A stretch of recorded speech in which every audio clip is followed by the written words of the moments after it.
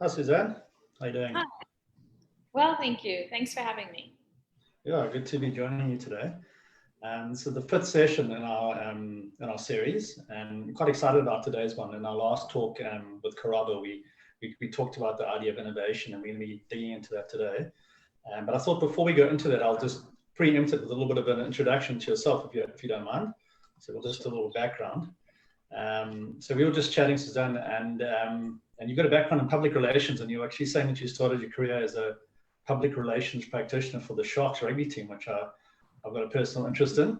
I just wanted to mention that I'm not sure who did the change, but when I was a kid, it was still the Banana Boys, and you guys changed to the Sharks. I think that would have been a difficult brand to market going forward. So first of all, well done on rebranding to the Sharks. I think there might have been some American influence there, right? Yeah. Totally, yeah. So it was the Sharks. So you were with the Sharks in the early 2000s, and then you moved on to working with some charities. But your real passion has been in business development and with charities. You've been in business development for almost 15 years now, also in the non-profit sector, and you even served a couple of years as a member of the Rotary Club of Durban. And your roles have been quite varied in fields of fundraising, business development, public relations, and marketing. So pretty much the broad spectrum of business. What I found interesting, though, was when I was going through your background, that you sometimes been involved in quite remote and rural areas, which means you've actually exposed yourself to not just the corporate sector, but like I say, innovation in remote and rural areas. And we'll dig into that a little bit today. And I think you mentioned one shouldn't underestimate the value of innovation in any landscape for social and economic growth. So yeah, that's led you to your current role at Innovate Durban, and it tees us up quite nicely for our first question. Yeah, so we'll get straight into it. So I mentioned Innovate Durban, and you're part of Innovate Durban, and probably there might be some of our viewers that know about Innovate Durban, but some don't. So if you could maybe just tell us a little bit about Innovate Durban and the work that you do. 100%. Thank you so much, Ashley. Yes, so Innovate Durban just firstly is a non-profit company, and it was initially set up as the innovation program of the city. It's set up as a special purpose vehicle, mostly to drive innovation in the region, supporting innovation, the innovation ecosystem, and innovators through our various programs, capacity building, and research. The organization supports the early kind of high-risk stage of taking you from concept to commercialization. And we're very excited this year in early March to set up the first Township Innovation Collab in the region, which really is providing access to specialized equipment, tools, and digital and future skills to the community. Okay, so whereabouts exactly is that, Susanne? So the Innovation Collab is situated in Manor. So it services the area of Manor, Mayville, Chesterville. It's in the Umkubane Entrepreneurial Support Center, which is the business center that was set up by the municipality as well. Brilliant. I get quite excited when we talk about this little thing. And before we dig into the practicalities, I'm quite keen to understand this concept of innovation. We've already mentioned innovation a couple of times in our short conversation so far. Does that mean that I have a new idea?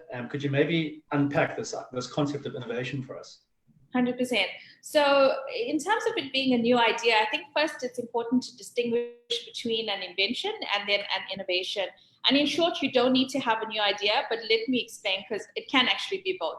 So an invention most certainly refers to a new idea, but an innovation can be both, meaning that as an innovator, you can come up with a new idea, a new solution, a new product or concept, but you can also improve on an existing idea. And I found a great scholar article that helps you to distinguish between the two. And so we simply, Alexandra Graham Bell invented the telephone, which was a new idea. But then IBM took this existing idea and made the telephone mobile. Similarly, Thomas Edison invented the light bulb, and then Nick Holonyak Jr., who was an engineer at General Electric, took the light bulb and came up with the concept of LED lights. So in short, you don't need to have a new idea. You can also improve on an existing idea. That's brilliant. Yeah, in another talk or interview we had, we actually discussed a similar topic. And when we think of entrepreneurs and innovators for that matter, we often think of Richard Bransons. But if you look at history, there's actually not that many Richard Bransons. There are a few of them, and those are the guys you see in the media, but there's actually a lot of people who were not necessarily dynamic or not flamboyant, should I say, rather. They were quite dynamic, but in terms of taking the existing idea and just doing it better. So that's quite interesting to note. So I like to get practical, and we've talked about this idea of innovation, taking an idea and then building on it. So if I want to take an idea and I want to take it to fruition or to market, so to speak, what does this process look like? Sure, 100%. So remember this analogy because it really puts things into perspective for me. And I learned this, or I heard this very early on in my career, and it's always kind of spurred me on as well. And it's very simply put. So, for example, you might want to be a designer and really passionate about that, but you can't draw or sew. And it's important to remember that drawing and sewing are technical skills that can be learned, but not necessarily creativity or passion. So often you would just come up with an idea, but you would not necessarily have either the business or technical skills to take that further. And Innovate Durban supports that process through the various program offerings that we have. So there's usually phases in terms of development to take your concept to commercialization or to the market. And when you come through, you could be at different stages of development. For example, you could already have a prototype and you could be just looking to test your product, or you could be looking for investors to kind of pitch your idea. And a short summary of the process would be firstly the ideation and solution development phase, which is really the core and early stage of that. That is followed by the establishment phase, which is largely the kind of business aspects of it. So this refers to things like financial management, intellectual property, and business registration support. And then finally, commercialization, which involves the pitching, training, and taking your idea to market. And usually in this process, design thinking is usually used in the very early stage of the ideation and solution development phase. And design thinking is usually a very creative problem-solving approach that uses like kind of end-user focus or human-centered focus as well. And that is usually used in the ideation and solution development phase of the process, taking it to market. Yeah. Okay, so if I'm a business person or entrepreneur and I've got an idea, let's say, for example, I'm going to stick with an example I used before, coffee. I've got a coffee mug and I think I've got a better way of making coffee mugs. And I've got this design in mind and I've done my research. I think a lot of people probably don't even know about Innovate Durban, to be quite honest, which is great to be doing this talk. How do we go from having this idea then to getting into the system, if I can call it, with Innovate Durban? What does that look like? Yeah, so Innovate Durban obviously has a number of programs that support that. But generally you would find, and what we've done in the last year is we've done a lot of research in identifying what the gaps are, firstly in KZN, in terms of the state of innovation, access to funding, access to support for innovators as well. And so, and that was really a process to be able to help us to kind of bridge the gap for innovators or entrepreneurs or people that just have an idea. So ideally, it would then provide you with support agencies across the region that you could actually go through. I think it's really important to bear in mind, if you have an idea that you want to take to market, I think the first thing is to always remember having an NDA in place, which is a non-disclosure agreement with whoever you're working. It's not always, I wouldn't say safe, but like a cutthroat kind of industry where, you might have someone who's going to take your idea. So always bear that in the back of your mind. And that's why I brought up the concepts of intellectual property and that, because that is a part of your business that you would look to try and support in terms of copyrights and trademarks as well. So if you have an idea, like I said, if you don't have the business and technical skills, for example, if I had an incredible idea for a new app, like you have, a new way of making coffee great as well, is you might not necessarily have the skills in the coffee industry, but there might be someone that could assist with the technical aspects of that. So you could partner, if you were developing an app, for example, with someone who develops app. And then you could be the person or the partner that is the key innovator in that business, in that one, and then someone who then is able to develop the app or program for you to be able to take that further. So, and that is why the process is structured that way. Like I said, you could come in with just an idea, and say, this is my idea. I have no business skills. I have no technical skills. I don't even know how to make coffee myself, but I think this could be great. And and then how do you from there then be able to link up with a partner that can support that? You would in the early stages you would develop your prototype, for example, and then we would support that process in terms of getting you to understand what your model looks like, and how to take that further. And sometimes you might come in with an idea, and as you go through the process, and that's the nature of design thinking as well, you will go through the process, but you might find that you might want to reiterate that a few times before you get to a final product or solution that you're happy with as well. So you might come in with an idea that might evolve over this process into something that's a little bit different, not completely different from your original idea, but a little bit different to what you in your mind had as well. And the various programs that obviously support that. Okay, brilliant. So you've obviously got a team with different skills as well as a network as part of Innovate Durban. I presume you must get a lot of applications and a lot of people with ideas. So do you have some sort of a filtering mechanism whereby you choose which ideas you really want to invest resources into? So we try to help everyone, whether it is either through a referral, through our startup support program. Obviously, limited funding means that we can take a limited number of people into the programs. The startup support program, for example, is a 12 to 18-month accelerated mentorship program.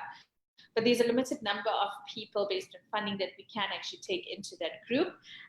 And when they get screened, or when the screening process happens, obviously there's a number of questions to determine the viability of taking that forward in terms of the solution or development of it as well. But then we also have our support program, where we provide ad hoc and ongoing support to people at various stages of their innovation or development of their innovation as well. And and that could be even if it is to refer them to another organization, to an investor or another support agency, innovation support agency. And really that is our central function. It's not just to ourselves support innovators, but to also have this ecosystem where people can actually come to us and be referred to different stakeholders as well in the sector. Okay, so basically you've got this existing network, not just in terms of skill sets, but potentially even from an investment perspective. Is that right? Yes, that's correct. Sure, brilliant. Okay, just before we get on to our next question, you mentioned this word, this concept of design thinking. Do you want to? I'm sure you can talk a lot about design thinking, but maybe just give us a brief overview of what design thinking actually means and entails. 100%. So design thinking is really, like I said, it's a creative problem-solving technique that is used, and it really urges you in the very early stages of your thinking to bear the end user in mind. Often people would develop something. I know when the Segway was initially conceptualized and developed many, many years ago, it was all under wraps. They put a lot of money into the R&D side of it. They were set to transform the way we travel and transport ourselves. But that's not the case. I mean, it was anticipated that everybody would be around using Segways everywhere, and that's truly not the case for a number of reasons. But simply put, it didn't have the end user in mind. The product wasn't tested necessarily or gone back to the drawing board. And design thinking allows you to do that. It also helps you, if you think of like a big brainstorming session, it helps to organize those ideas into a very thoughtful process. And while it may not be a linear process, because you might jump to different stages. And if I could just in summary maybe say, the stages at the very beginning is empathy, is, how may we do something? How may we make coffee great? And we keep on asking ourselves why or how, and question to empathize to really get to what we're trying to solve and coming up with like kind of a problem statement as such. And then to kind of define what is it we're trying to do. And then we go into the really exciting part, which is the ideation part or the brainstorming, where you actually can just let loose and put everything down and then be able to group that into ideas that you can take further. And from there, you would then develop a prototype or solution. And then you would then test it. And then based on that, you might then go back and maybe redefine or redevelop your prototype just to be able to make sure that it serves the need at the end of the day. So I think, design thinking is really about having a human-centered or user-centric focus in terms of what you're trying to solve or what you're trying to develop. Okay, so part of the process is people from Innovate Durban will pretty much handhold you, or will help you to basically move through the process and work through each aspect of it. So you've got the expertise and the people who've already been there, who've got the experience as you take an idea through fruition into the marketplace. So design thinking is really one of those processes that's used in the very, like I mentioned, the ideation and solution development. It's a process or a strategy or creative problem-solving technique that innovators are given as a tool to be able to look at what they have in terms of the idea and making sure that it is serving a need at the end of the day. Yeah. And then obviously to go through the process of reiterating that. It's so good to know that that's available to entrepreneurs. So business, you've got new businesses that you deal with all the time, and you must see a lot of different opportunities. I think the $1 million question right now is, where do you see opportunity at the moment? Yeah, I think, we're very fortunate. We're in the space that's really burst open a lot of opportunities and possibilities. I think when we entered this revolution that we talk about in terms of the fourth industrial revolution, with it came, and I know many people might be tired of hearing that phrase as well, what does it actually translate or mean to me? What it has done is it made accessible, and this has always been the case, accessible information or data to people that we wouldn't normally have access to, and access to equipment and machines that can actually transform the way we do business or the way we develop things. Africa is always dubbed as the continent of innovation through necessity as such. And so we really need to look at solutions that tackle system and structural as well as social issues as well. I would say in terms of us as a country. But some of the markets and some of the concepts that we need to be looking at in terms of opportunities is definitely data. At the moment, data is the highest form of currency.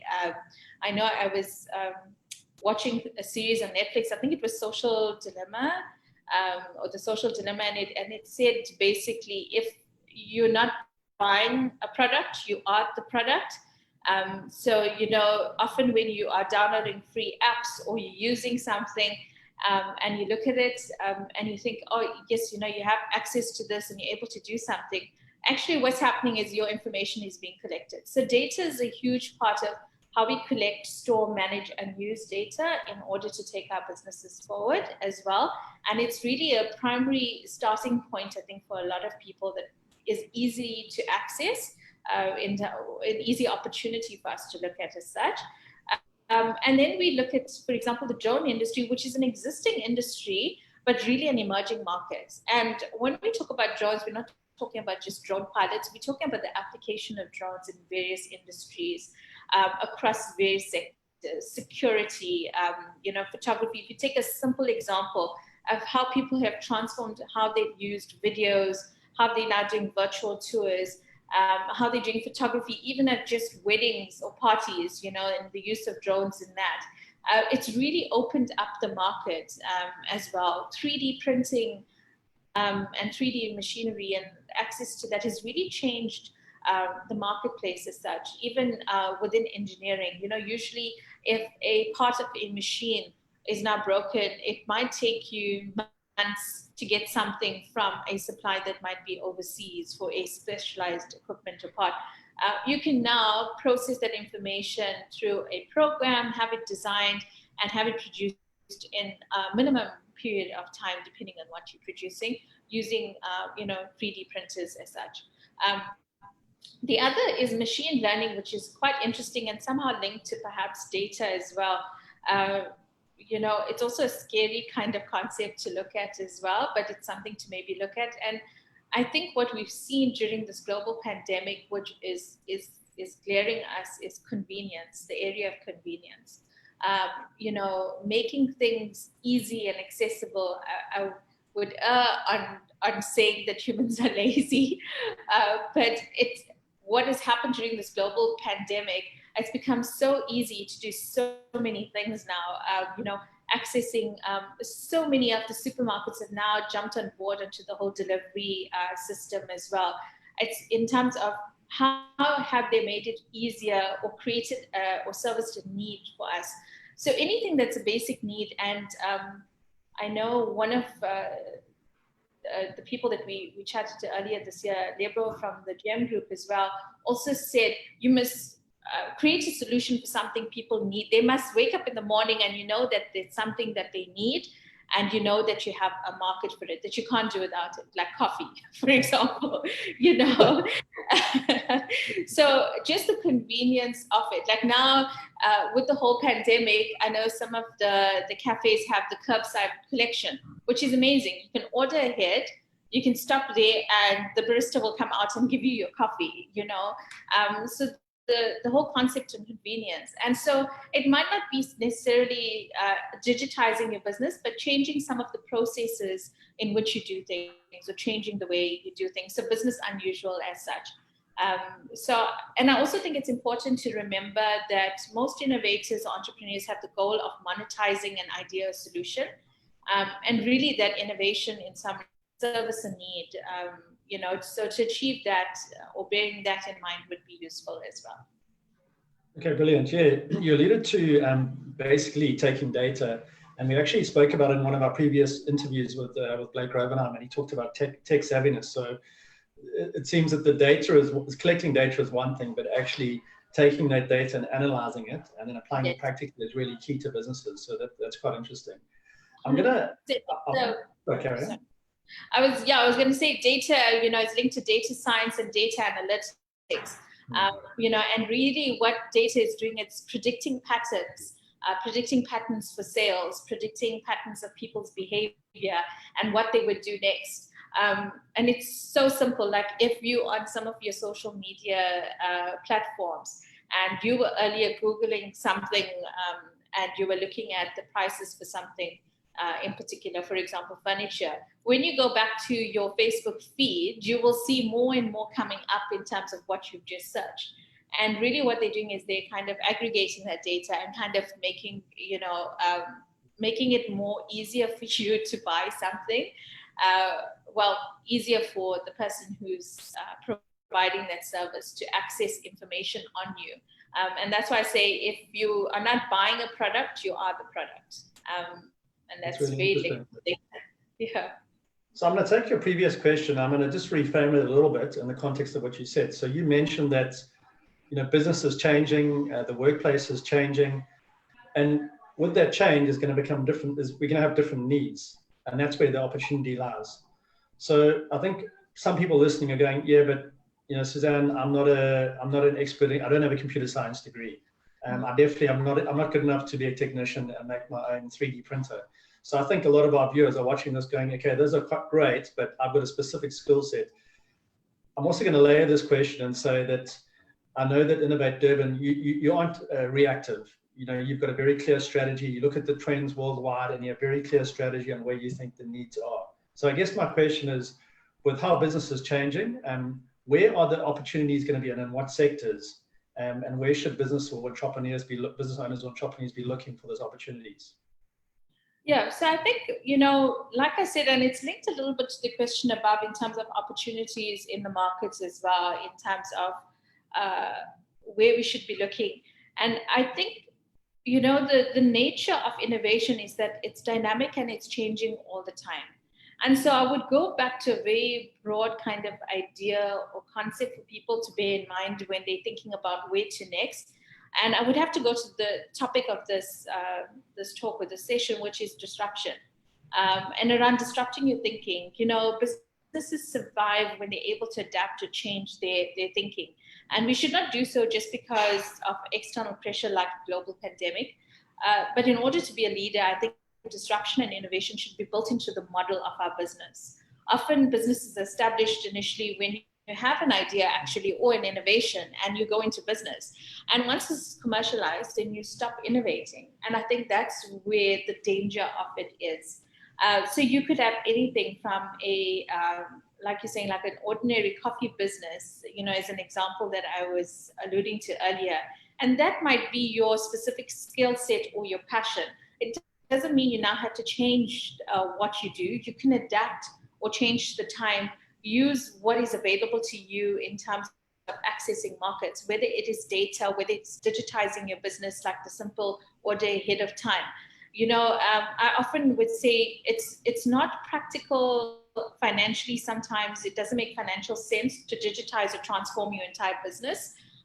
But there might be an aspect of your business that can actually be transformed to make it more efficient for you to do, to make it more inexpensive for you to do a certain function or process in your business. And that helps you go to the next level. Like you're saying, we're all not the Richard Bransons or like Alexandra Graham Bell coming up with inventions and ideas. I think we're at the point where we can improve what we do.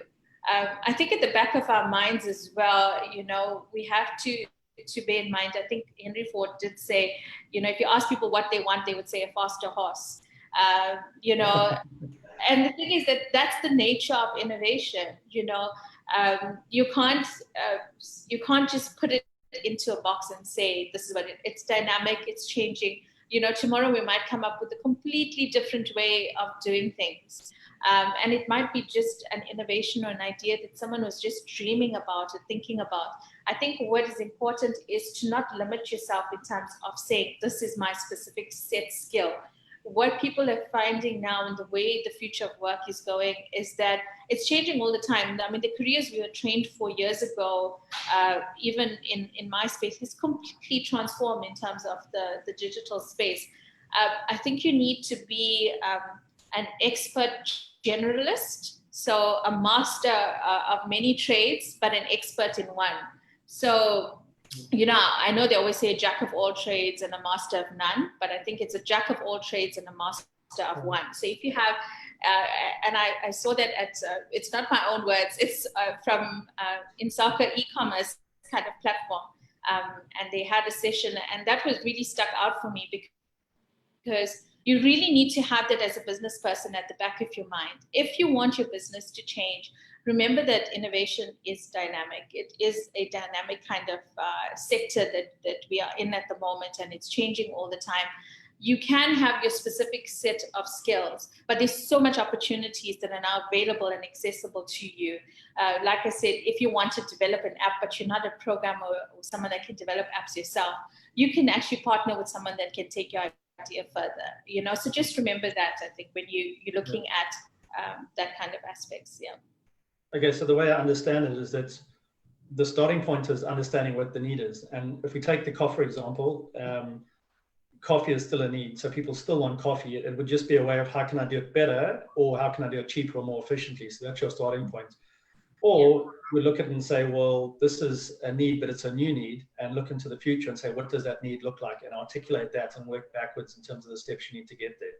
So you must, but in all cases, the case of assessing needs. 100%. I think that it's very important. The end user is really important. I think there's an aspect of innovation that a lot of people actually don't speak about, and that's responsibility and responsible innovation as such, or thing. And a lot of it goes back to the end user and the need. I don't think when people were harnessing steam in the first industrial revolution and the use of, for example, fossil fuels, that they would have predicted down the line how much of damage that would cause the earth, in terms of use of that. I think we also have a responsibility to look at that aspect of it as well when we come up with ideas and concept is, and we don't have to be first world to be able to do that, but there's other elements of responsibility that comes with innovation as well. And for example, automation and how it affects the workplace, especially in our country as a developing country. What are some of the systems in place to support those people that are now skilled in a specific area that can't move with that automation as well? So I think we need to remember that aspect of it, especially in South Africa. As small business owners and corporate SA, we really need to be mindful of, as we move forward, we have to move together. There can't be, I always say, this is something that I've learned in my number of years in the nonprofit sector, is there can't be social growth without economic growth, or social development without economic development. And that's really an important aspect of it as well. Brilliant. So if we had to take a very high level, let's call it a helicopter view of where Innovate Durban is looking to invest at the moment, are there any specific sectors that you're looking to invest in at the moment? So we don't invest in, we're sector agnostic, so we don't really look at specific sectors. So innovators that come to us, they come across all things: ICT, social, agriculture. You know, we have innovators in varying fields. So we're sector agnostic. There's not a specific field that we're looking at. There might be a direction that too.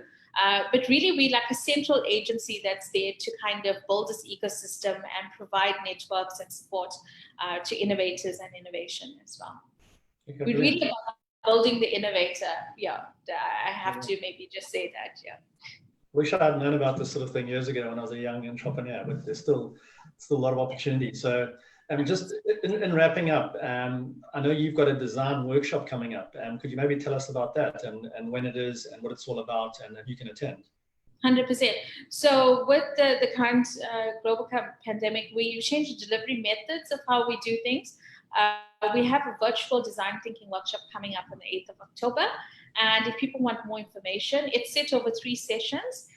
So the content and obviously of the program will be the same in terms of what you will get out of that session. It's just the delivery method would be different.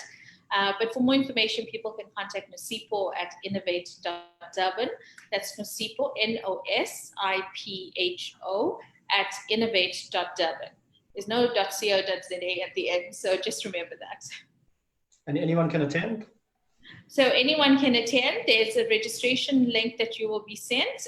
I think we currently have it on our social media platforms. It is being advertised. So people can actually go to there and they can register using that link, and they will get an email just confirming their participation as well. Brilliant. Susanne, it's been really good chatting to you. As an entrepreneur and an ideas person, I love having these kind of conversations.